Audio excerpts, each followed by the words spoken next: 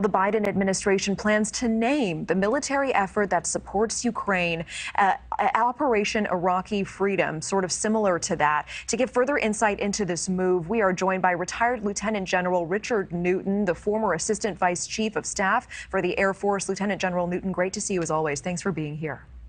You bet. Thank you. Good evening, Natasha. Good evening. What is the significance of naming a military operation?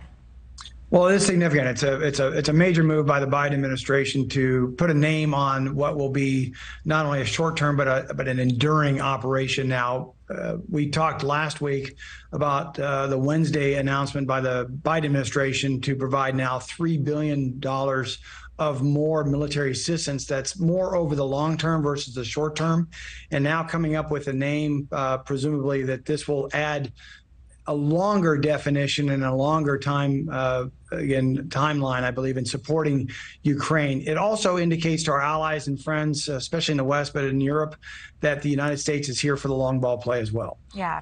And meanwhile, the situation in Ukraine remains dire. We know officials are handing out iodine pills to residents near a nuclear power plant that's been under siege for weeks now. Can you put this into perspective? What must be done to stop any type of fighting close to such a volatile facility? Well, it's difficult to stop any of the fighting because you have fighting on both the Russian side and the Ukrainian side. The shelling that you just reported has actually started back in early August, and it's getting closer and closer to the Zaporizhzhia nuclear power plant, which is located in the southeastern part of Ukraine. By the way, it's the largest nuclear power plant in Europe, and so it's provided a sanctuary for the Russians. They've had control of this power plant for, almost since the invasion began back on February 24th. It also puts in harm's way Europe, because if you think of, if there's a nuclear event that happens at this power plant, you think of Chernobyl back in 1986. This would be Chernobyl on steroids, and presents not only a problem for Ukraine, but also for Western Europe that could be in harm's way with that nuclear cloud that could shift its way out of Ukraine into Western Europe. Certainly concerning. And what do you believe Putin's next steps are in this conflict, if we're looking more broadly?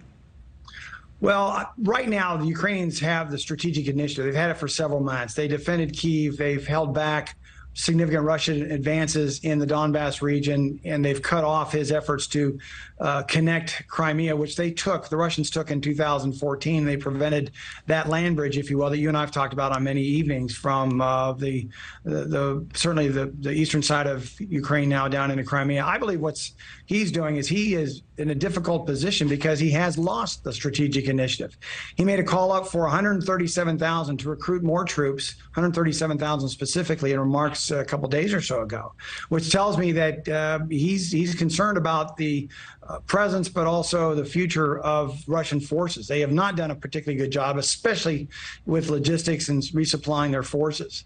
What I would also be concerned if I'm Putin is he sees the Ukrainians now taking the initiative. I anticipate, my sources tell me, I anticipate Ukraine to take some offensive action, especially in the southern part of Ukraine. And so that is still to be determined, but he's got to be concerned about not only in the near term, but the long-term implications, the fact that Ukraine really has got the momentum right now. Now, my last point, though, is I believe what Putin really is betting on from a strategic standpoint, a long-term standpoint, is to make this into a war of attrition over a number of years. That would weigh heavily against Ukraine. But over the next several months, I believe again, the momentum has shifted to Ukraine, and we'll see if this war becomes much more of a war of attrition, or with this new military aid provided by the United States, the tactical advances that Ukraine has made, and so forth. And especially if they can kick off some offensive operations in the south, that will be telling. If they've done that, then I think Putin will be, again, it'll be a tough go for him over the next several months.